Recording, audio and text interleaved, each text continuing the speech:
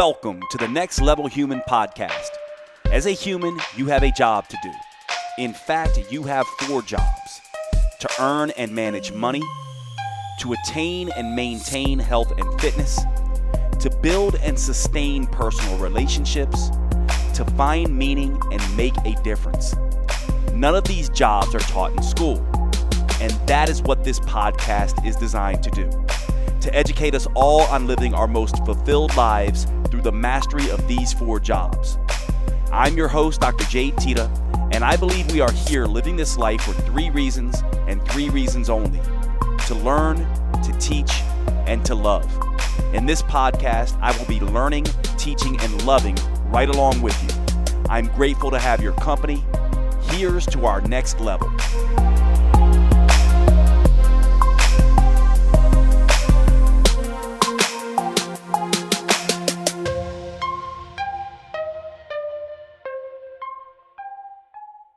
Welcome to the podcast, everybody. Today we are talking politics. I know. Everyone's going to get an uproar about this, right? Why is it that we cannot have conversations about politics when politics are so substantial to how we manage the world? We have got to learn to have these conversations. So from my perspective, and I know many of you, this bothers, and frankly, I don't care, sorry, but we have to have and learn to have difficult conversations. We need to be able to learn to disagree. We need to be able to learn from people. We need to be able to learn to say we're wrong or to hear different perspectives. That's how we grow and get better. So today on the podcast, I have one of my very good friends who also happens to be someone who is very well versed in psychology, philosophy, and specifically politics. She's going to be breaking down some differences for us in terms of definitions. She's going to be bringing us through a conversation about different things that get us all up in arms. And you're also just going to see us really just having the kinds of conversations that the two of us often have when we are together. And you'll see there are some real differences here. Some of you are going to get very triggered by her. Some of you are going to get very triggered by me. Some of you are going to find lots and lots to love and about what Courtney's saying. Some of you are going to find lots to love about what I'm saying. Of course, there's going to be hate on both sides as well. That is the whole point. This discussion really is a learning discussion, yes, but it's really just about all sitting back, no matter where you come from on the political spectrum, and just listening to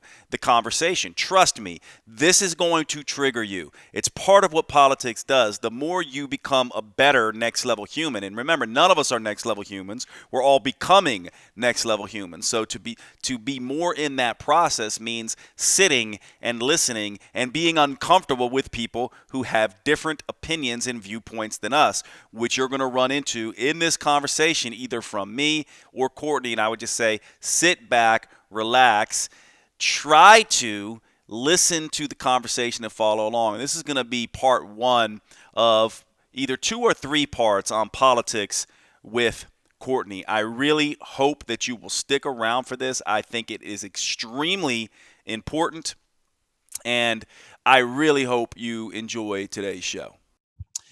All right, welcome everybody. So today I have a very good friend of mine, and the reason I brought her on, Courtenay Turner. How are you, my friend? I'm well, thank you. I'm so glad you're here. The reason I brought her on is because we're going to talk about a topic today that for a lot of you is probably going to, I don't know, when you first hear the topic we're going to discuss, you might get a little prickly. You're going to get on edge because we're talking politics. And here's the thing to sort of know. I'm sort of an amateur at this in terms of definitions and sort of the deep dive, like, how do we know if we're liberal? How do we know if we're conservative? What are the stances? All these kind of things that we all think we know, but we really don't know. And whenever I have those questions, Courtney is the one that I go to. And I do think, before I start giving her the chance to tell you a little bit about how she has this expertise, I personally believe, and I think Courtney shares this belief, although she can correct me if she doesn't, but I personally believe, as being a next level human, you have to talk about politics, and you need to do it in a way that is not so divisive and argumentative, and more just come from a place of, let me understand the different sides, have some discourse so we can decide what is the best course of action to take. I am very sort of against this sort of one size, dogmatic, bias based approaches. I love the idea that we have sort of two different parties. I wish there were 5 or 6 different parties, to be honest with you, in the United States, but I like the discourse. And so we're going to talk politics. So, Courtney, why don't you just briefly walk us through sort of your background in this arena, just so people kind of get a sense of sort of who you are and sort of why you're the person that I always go to for this information. All right. Well, I will say I really love that you bring up discourse. My interest in politics it's derived mostly from my interest in the human experience. I have a really strong background in psychology, philosophy, metaphysical studies, like from, studying, I always think about it like, we look at who we are as individuals, and then we look at our place in the world, our relationship to other people, and then the world around us. And then, I, as a child, had a very strong interest in metaphysical, astronomy, astrophysics. And I think they are really all intertwined. I look at politics, which I know a lot of people see as being really controversial, but I think politics are really the way that human beings can coexist in a civilized society. Yeah. And it's really the understanding of the economic and social policies that lead to that. Yeah. And so that's where my interest comes from. I did write for a political blog. It was called Politichicks. I did a lot of, interviewing, journalism in that arena. So yeah, well, yeah, I like what you said, because to me, I see it the same way. I'm a sort of a philosophy and psychology geek, and to me, if you're going to merge those two things, social systems and markets and all this kind of stuff, politics is really the place where all these things kind of merge. So it makes sense that people like you and I, who are into psychology and philosophy, would also be interested in talking about politics. So I'm going to start. Go ahead. Okay. Yeah.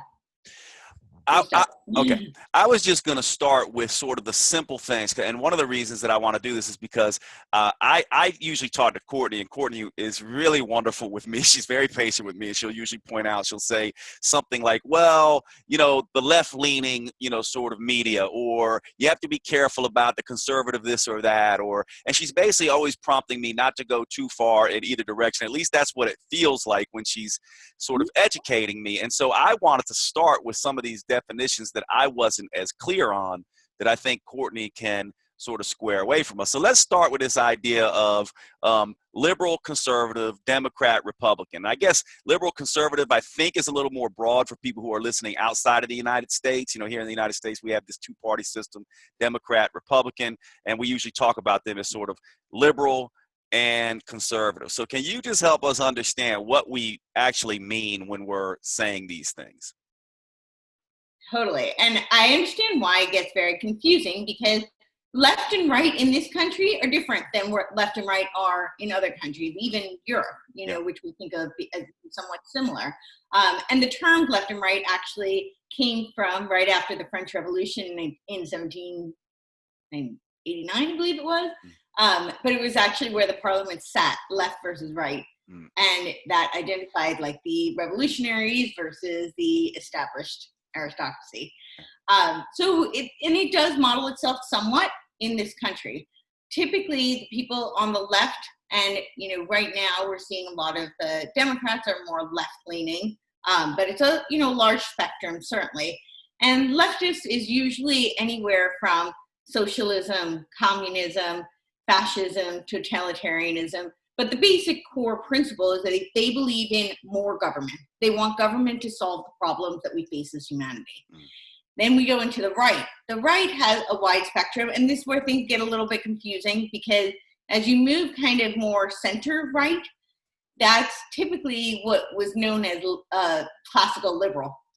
The modern liberals that we see today are more like neo-Marxist, cultural Marxist, social liberals. And that's more akin to what we see on the left with Democrats today. Right. But on the right, the conservatives, we'll call them, tend to comprise of the classical liberals, libertarians, and they're more of that school of thought. They want less government, more individual freedom, less regulations. Those kind of very broad strokes. Certainly we see, you go too far on either end of the spectrum and good things don't happen, and we've certainly seen that throughout history. Yeah, and this is where it gets a little confusing for me, and I love sort of the way you frame that, because when I think about democratic, see, I think I'm sort of middle left, right? So I'm slightly left, and mostly socially, I would say I'm socially liberal. And what I mean by that, and I just want to see if I have these definitions correct this is why I'm asking. I consider myself socially liberal because I'm for sort of equal opportunity. I don't like the idea of, I think everyone should be able to have the ability to do what they want. I'm very for, gay rights. I'm very for, anything that allows someone to be who they are in the world without the government sort of regulating that. And I tend to think, when I think of conservative, I tend to think of people who are trying to legislate that and keep those people from sort of being, free to do what they want. And I know that this is a huge topic of debate, and I want to know, so how does that work? Because when you said conservative, it's sort of like, okay, so these are the libertarians, these are the people who sort of less government, more freedom.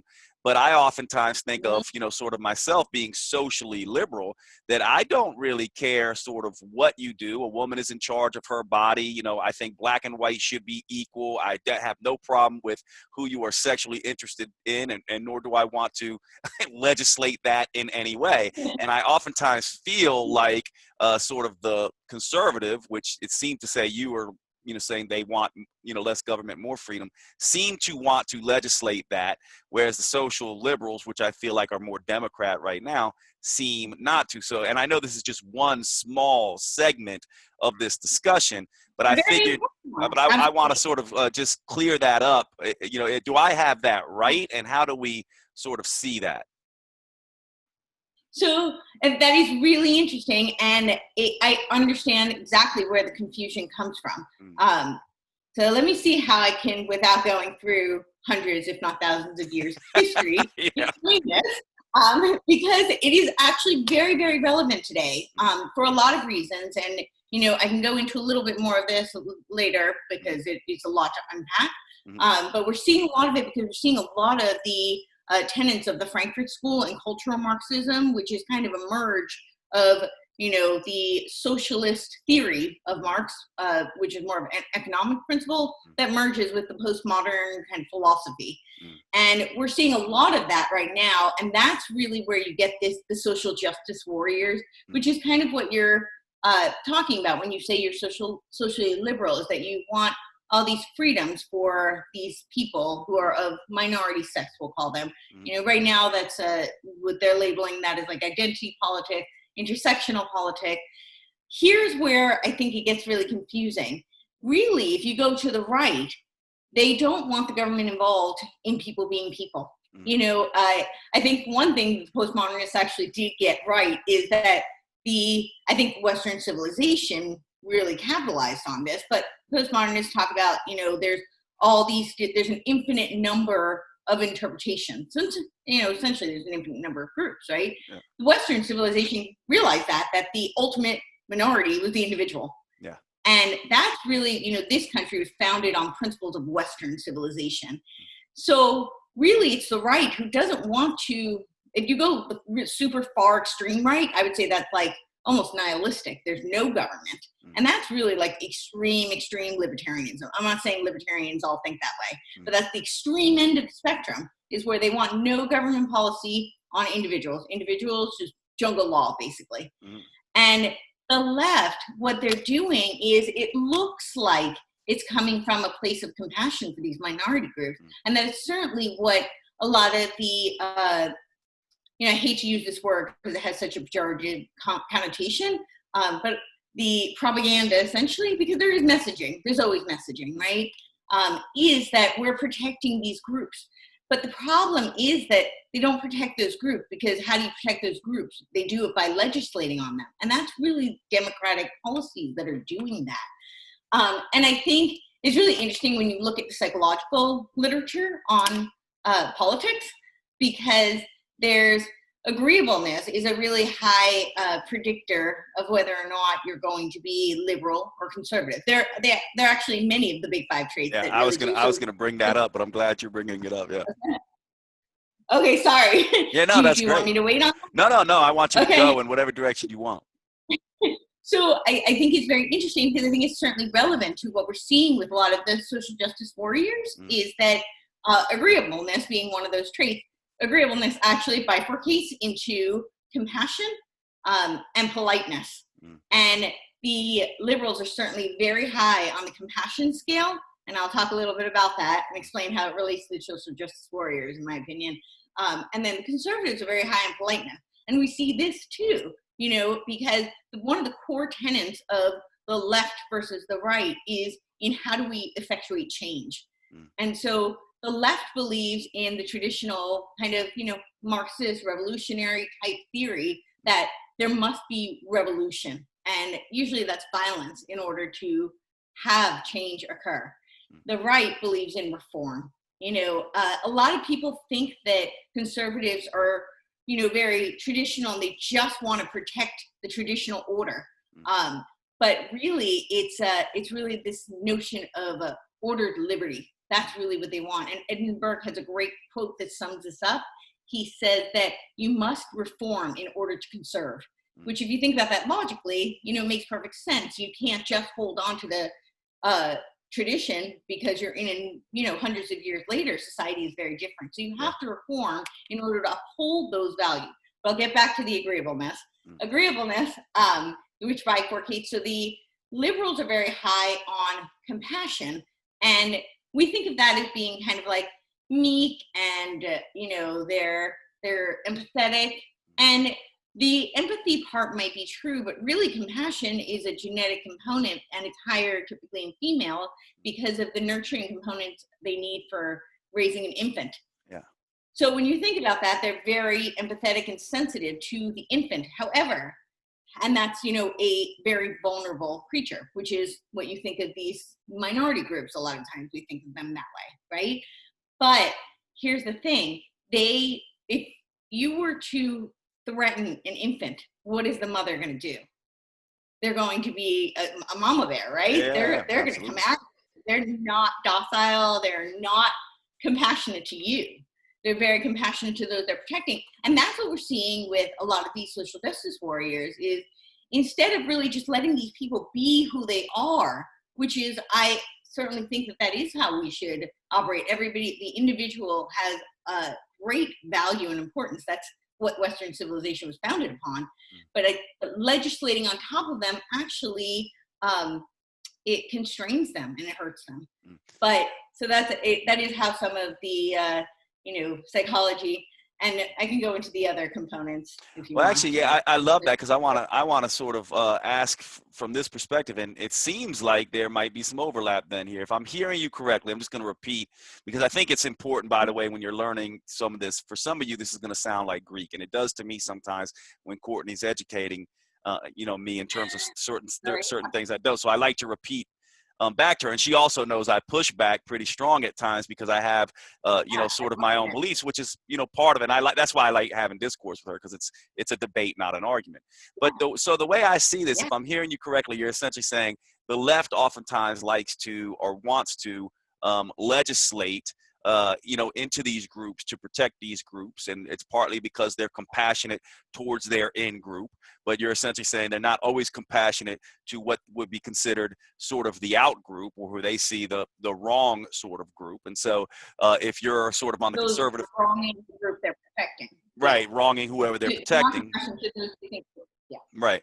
And so from that perspective, if you're sort of conservative leaning then, and you're sort of like, I want government the least involved possible in this, you would see that as a bad thing, not potentially, not like maybe someone on the left might be thinking, oh, they're against me, but more that a conservative might be seeing it as like, you think this is serving you, but in the end, it's not because government's going to have too much control over you. So is that sort of what you were saying there? Yes, that is what I'm saying. But And and we can get to this later, but that has a lot to do with this. They're trying to level the playing field, and that's a lot of where the government steps in to try and help out these supposed minority groups, right?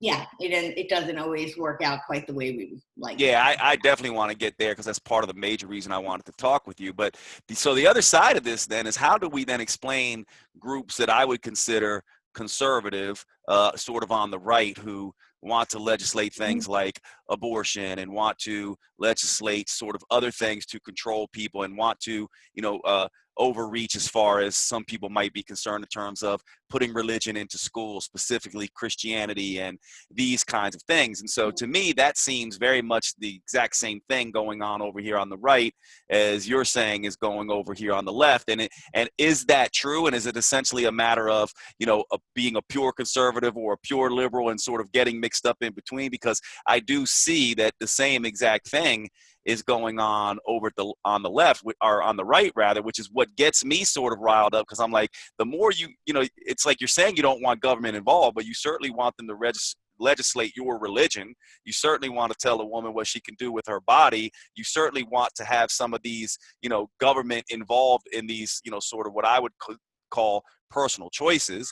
So to me, how do you square that? Because that sounds like the exact same argument that is being leveled on to the people on the left by the people on the right. Totally understand that. So it is interesting because there it is a spectrum, right? And typically people don't fall into nice little boxes, as you very well know. We want them to. That's what we'd like, because as human beings we want a certain degree of order, and we want to make sense of things. And the way we do that is trying to put things and people into boxes, which doesn't work. And it doesn't work with politics either, because it is a spectrum and there's so many schools of thought. So, when you had asked me initially about, like, can you define capitalism? Can you define democracy? Can you define socialism? And certainly I could, probably not in an hour, because there's, I really tried. Yeah. I did. But there's many different types, right? And a lot of people think of the United States as being a democracy. It is not a true democracy. Democracy comes from the Greeks, demos, kratia.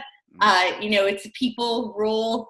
And actually, our founding fathers were really against democracy, a true democracy, rather, because they thought that would lead to mob rule. And we're seeing a little bit of that today, to be quite honest. And it was an understandable fear, especially the larger the population gets.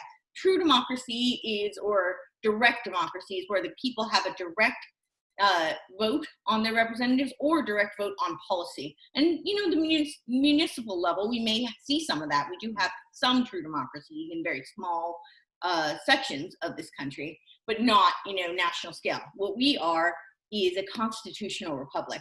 So when you talked about the right wanting to the right side of the political spectrum, and certainly, I would say, like, the classical liberal side of the right, definitely does want to impose some sort of legislation on order that's aligned with the Constitution that we have in this country.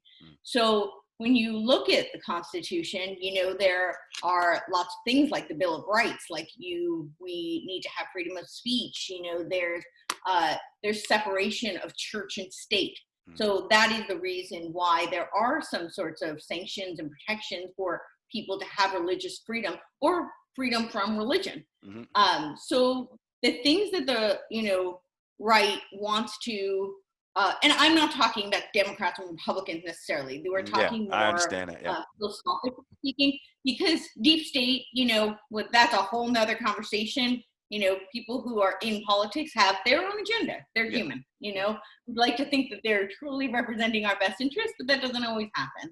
So when you talk about it, though, more philosophically speaking, the people who are more classical liberals, who are, I would say, aligned with, Western culture, Western civilization that the founding fathers instituted when they created the Constitution, the Bill of Rights, and set up this country, they recognized that there was a code of laws that, we do have capitalism in the sense of free market, individuality, dictate and competition dictating things, but there are regulations on that. It has to be in accordance with our Constitution. So Yeah, and there's always a that's my battle.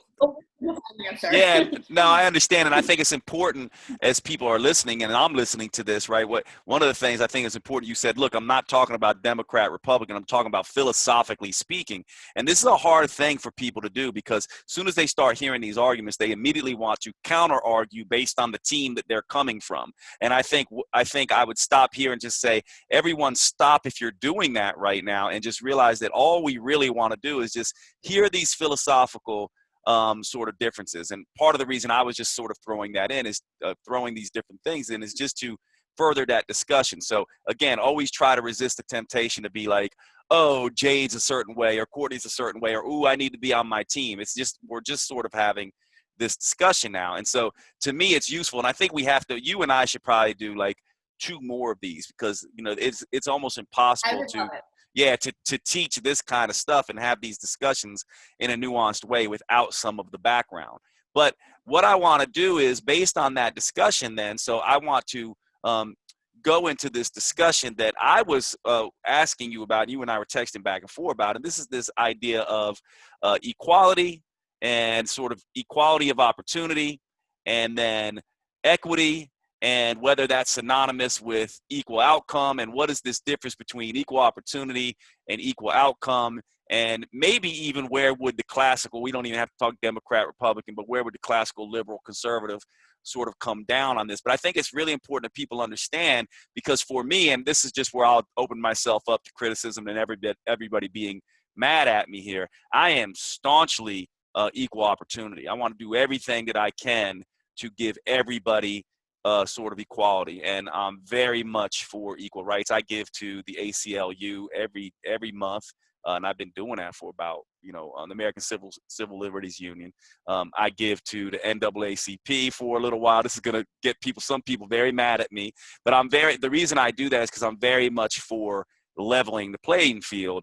I feel like equal opportunity is very important to me. However, I am not for equal outcome. And I'm going to express what my understanding of this and then let Courtney say, Jade, you're right about your understanding of that or wrong about your understanding of that. But here's how I see this. I see this as like, if I go into, I'm a white male and I go to a job and I am up against a female Asian, a black male, and Courtney, let's say, for the job, right? So there's 4 of us up for the job, and sort of 2 minorities. Obviously I'm the white male here, so it's like male, then white female, then Asian female, then black male, right? So to me, I'm like, if I'm the most qualified of those 4 individuals, I should get the job, regardless of representation in that business. That's how I feel, because I feel that way very strongly, because I feel it opens up a can of worms that serves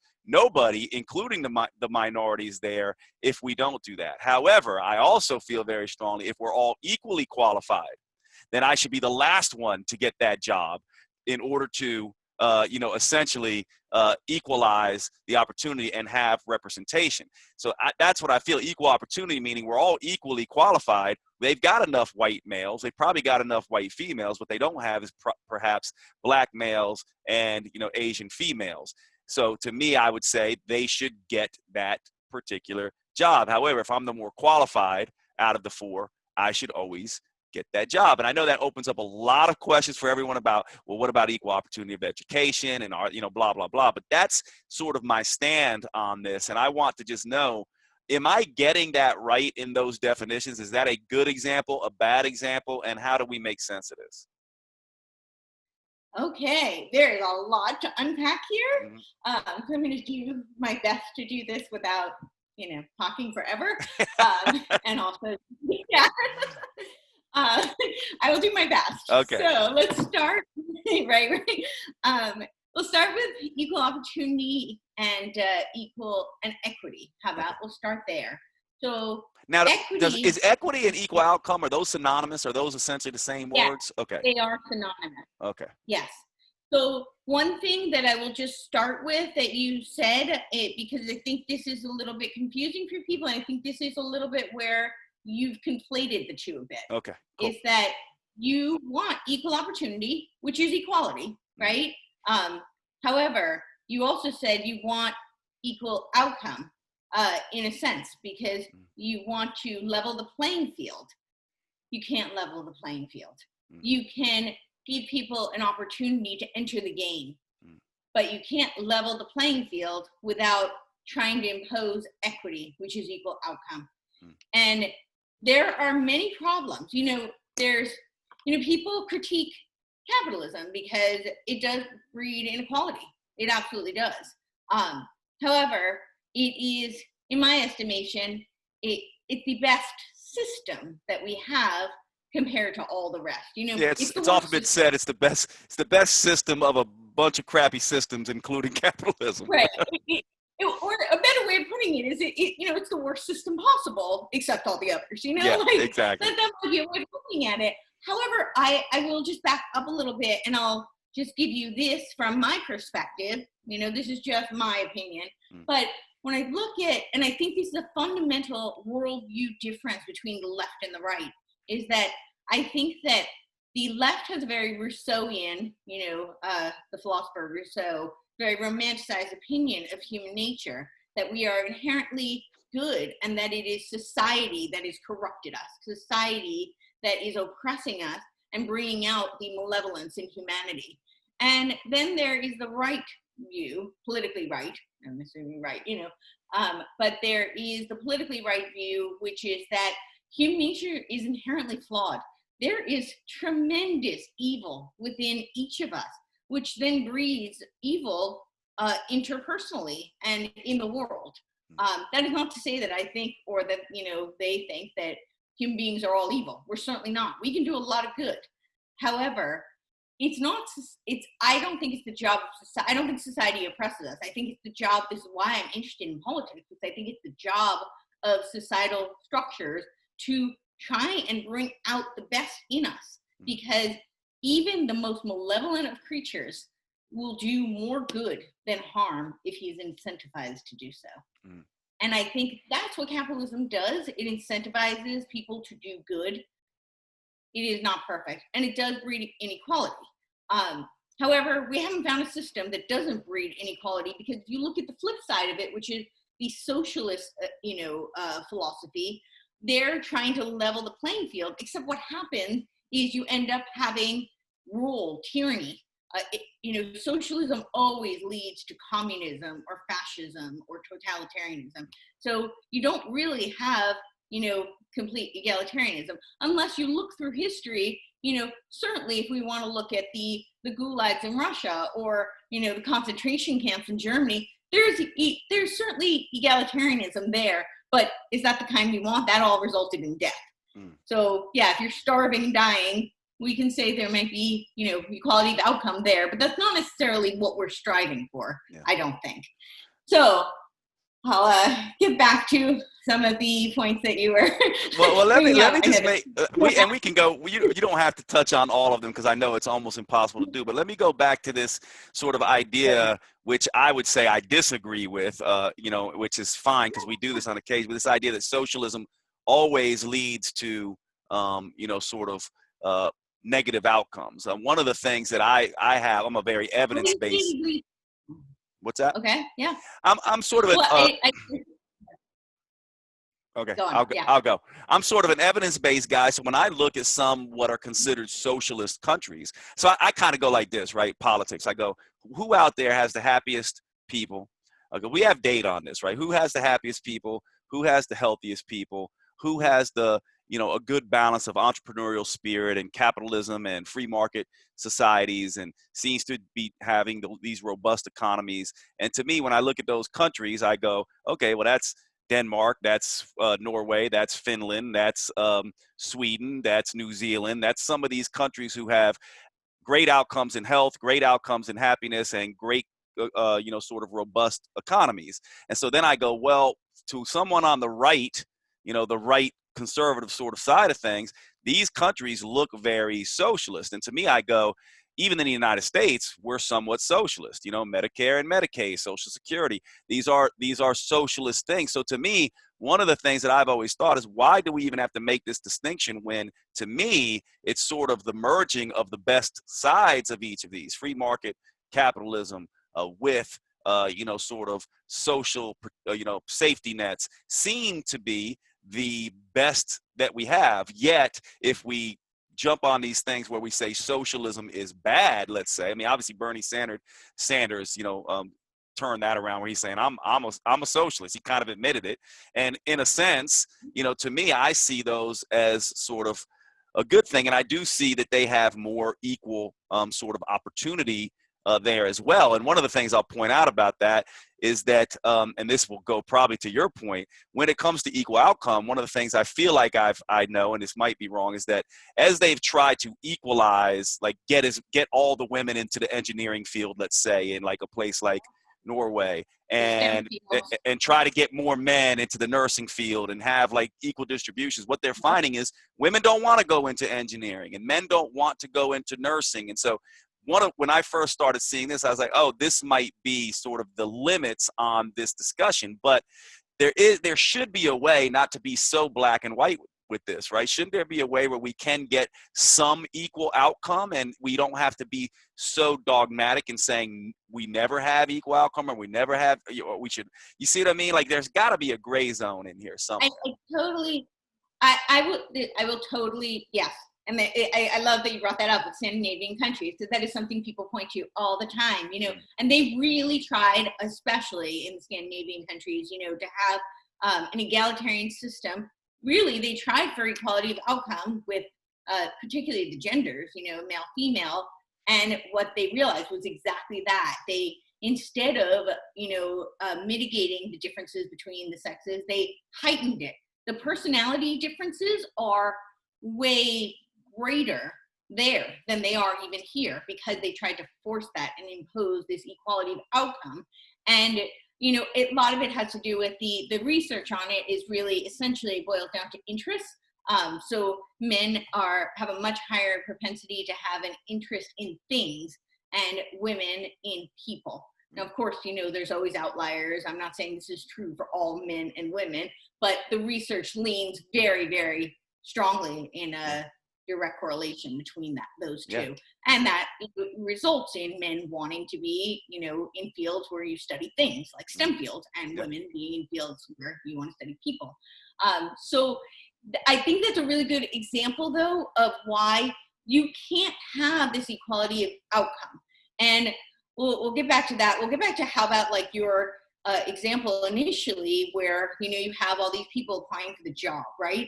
So the big problem with it is you want equality of opportunity, and I totally get that. And there are problems with that too, because where is the starting field, starting ground for that? That's really, equality of opportunity is about the starting ground. It's about everybody being able to enter the race. And at what point does that start is a very nuanced conversation, and I don't have the answer for that. I don't think anybody has really come up with the answer for that just yet.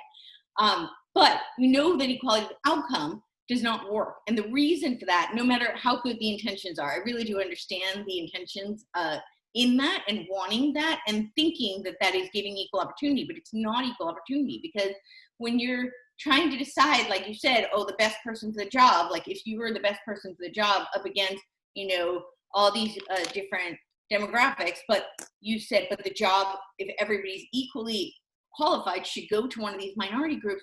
The problem is, like, where does the division stop, right? Because the one thing postmodernists did get right is there's an infinite number, right? Yeah. So we're looking at disadvantages is really what we're looking at. So you could say, so what are these disadvantages that we're trying to prop up and level out, right? Because people are not equal. That's just a very unfortunate reality. And, we want to give everybody these opportunities, but then I'll take myself as an example, right? So I have lots of different disadvantages coming into this world. Like, so how do we level the playing field for me? Do we suddenly give me two eyes? Are we going to give me perfect hearing? Are we going to, somehow correct all these medical complications that have certainly impacted my ability to compete in this world? There probably is no way to do that. So on the flip side of it, should we, level out the playing field by saying, oh, well, we'll give Courtenay the job because she's quote unquote disabled she meets this quota, there's lots of incentives to do that from, the monetary, and political side of it. So we'll give her the job. But what if I'm not really the most qualified person to do the job? And there's also this, there is an emotional and moral implication to that, because now other people don't necessarily know if I was really qualified for it. I may be, but they don't know because I fit a quota. And you were giving me an affirmative action kind of protocol to give me the advantage, so to speak. And then there's also, I have this questioning of, can I really do this job, or did they just give it to me? Yeah. And that, certainly affects how I'm going to perform. So you see it from both externally. I think that's why you have to me, that's why I say you have to base it on, I definitely do not think, and I know there's people who would argue this, and that's why we're having this discussion. It's fine if you're listening to this and you would argue this, it's fine. It's just a debate. I would argue that just what you said, it has to be that you are the most qualified to get the job, and whoever that is should do that. But when you're equally qualified, I do think there should be, what's the word, that there should be deference to people who are minorities or not represented in that company. Here's an example, and I'm glad you brought yourself up. So just so you know, if you're listening to this, you definitely have to check out Courtenay's story, because you may not know from watching her, she's blind in one eye. She has hearing issues. She has multiple issues because she was, born with many, many disabilities. And I would say it was, her story is amazing. So we have to do that on the next time we talk, so everyone gets your story. But definitely go check out her story. But here's the interesting thing about you, and we're running out of time here because I got another call coming up. And what I may do is we'll do another one of these and chop this and then add you in later. And but here's the thing that I think is interesting. When you were coming up with your disabilities as a little kid, right? Your parents, specifically your mom, got you help. They put you in a sandbox. They did certain things so that you could catch up. Now, in my mind, that's how I think we should be looking at society. We should be giving society, to the degree that we can, and I agree it's messy, the degree that we can, we should level the playing field. Here's what it would be like, and then I'll get your thoughts on this, and then we can end and come back to this discussion next time. But to me, if you're running a marathon race, right, equal opportunity is not just starting at the starting line. To me, equal opportunity is essentially saying, let's not, for example, the way I see the race run, imagine we're all running this race, but as you're running this race, there's somebody who has a BB gun who's shooting the BBs at just the females in the group. Or before you run the race, all the black people have to run barefoot, right? Or only half of them have, sort of the right shoes. Or there's people, who are in the way, setting up detours only for the Asian Americans and trying to, get them off track. Or every time you stop and get water, the African Americans are given, half the amount of water. Now, I know that Courtney's probably going to argue these points, but I feel like this is what we have done with society, with some of these hitting laws, implicit biases, all these things that go on. And so in reality, we might think everyone's starting at the race. We might think they're running the same course, but along the way, there's potholes and traps and disadvantages that the runners with the nice shoes, with the gel packs, with the great music in their ears, with the perfect,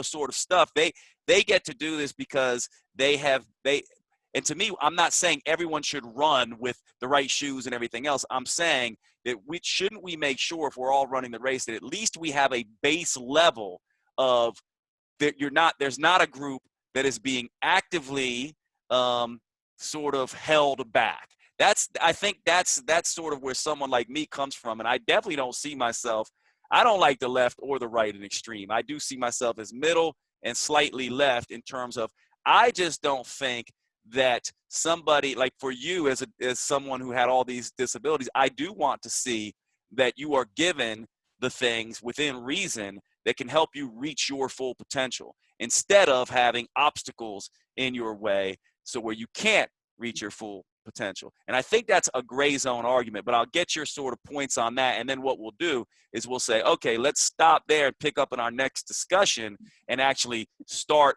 further with this discussion, because I know I'm not giving you near the amount of time to have this debate in full.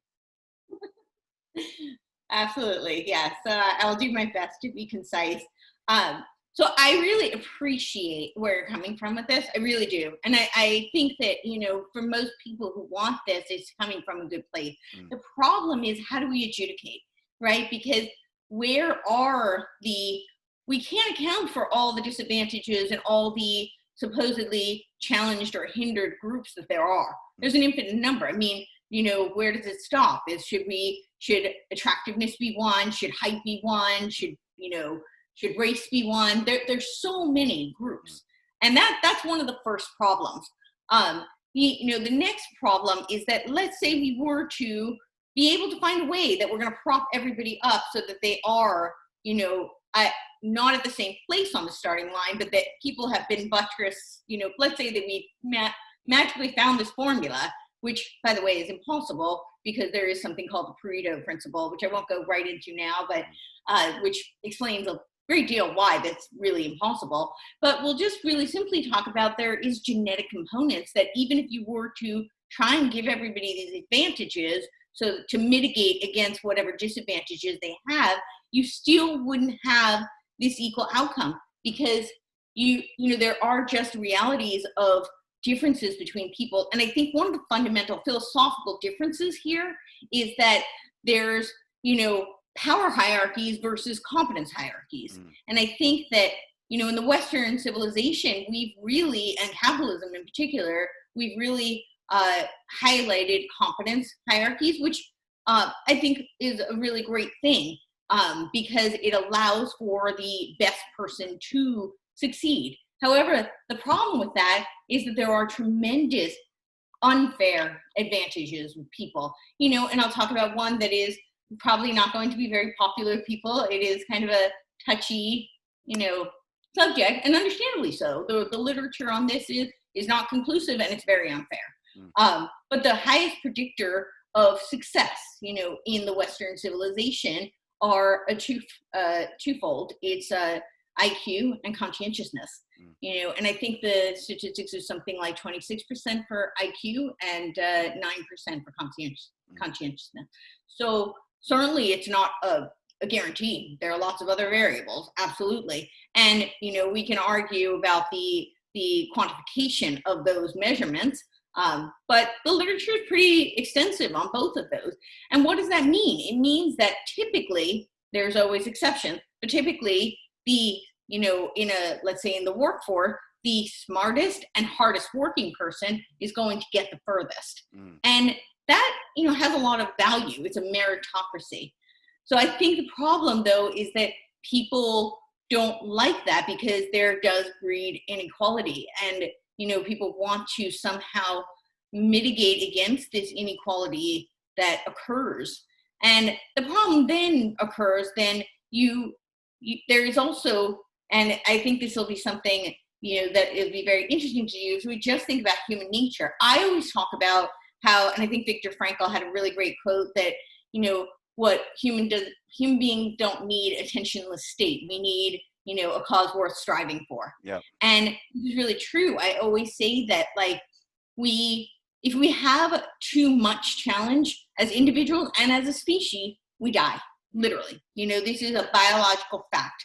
If we have too little challenge, though, we also die. Same. I always say you're either evolving or devolving. There is no stagnancy in, the human experience. You are always going in one direction or the other. So there is this desire to kind of make things so that everybody can, succeed, so to speak. And the way to do that, they want to level out the playing field. But it's mostly because they want to wipe out the inequality that occurs. And that doesn't help people either, because, people need something to aim at. So Yeah, there's a lot in there. So let me go. Yeah. Yeah, and so when you all listen to this, you'll probably see us pick up because but I'll sort of leave it at this and simply say, just to kind of further the discussion for next time, because I personally don't believe in once I feel obstacles have been removed, then I feel like inequality is absolutely still going to be a reality regardless. And so I think I agree with you there. I just look at it like I do feel like certain groups, which and Courtney can talk about this next time. I personally feel like certain groups have been purposely put obstacles in front of them, but I also agree, once you remove those obstacles, which for me, I'm for removing those obstacles where we can spot them, and I know that's a complex sort of idea, but once you remove those obstacles, doesn't mean equal outcome. And that's how come then we all just run the race from an equal place, and at that point, then it comes down to our smarts, our conscientiousness, our ability to rise again from stressful events and fears and failures. And so to me, I think I start to see, I don't know if you guys have seen it, but at least whenever I talk to Courtney, I start to see the sort of merging. We are in this gray zone in a sense. And if you keep going, to me, I go, I'm not for then equal outcome that all of a sudden everyone has to finish the race at the same. Because I do agree that as much as I would love that, and we think it's a great idea, it's just not reality, nor does it serve our species, and it never sort of has. We need something to strive for, the competitive nature of us, the ability to win, the ability to lose, even the fact that losing teaches. It's just, for me, I go, we can't have groups of people, forget groups, we can't have individuals who might share certain traits, have obstacles placed in front of them, whether we as a culture are conscious of it or not. So to me, I kind of start looking for, where are these things and how can we begin to dismantle them if possible? And I know it opens up the whole can of worms that Courtney and I will talk about before, because I think the question for us, Courtney, right, is like, it's kind of like, is it even possible to do that? And I think you're sort of arguing not really, and I'm sort of saying, yeah, I think we have to do our best, though, because I also agree it's probably not possible, but I do feel like we need to do our best, and we kind of have. But I'll give you sort of the last word, and then we're going to pick up this conversation because it's just too interesting to leave it here. Awesome. Yes, I think that really it is a difference of thinking about, is it possible, is probably, really good question to ask. And another question is that, and I really want to address this probably next time because this is a lot to unpack, but is this idea of, well, there are groups that share these different common disadvantages, or that they've been somehow oppressed, which is really what you're getting at. And this is very much a neo-Marxist, postmodernist theory. And the reality is that there's lots of holes in whether or not they've actually been oppressed, or they are still being oppressed. That's one part of it. And then there's the other problem of, well, but how do you, protect all of these different groups from being quote unquote oppressed? Because the individual is really the ultimate, I think, antidote to that.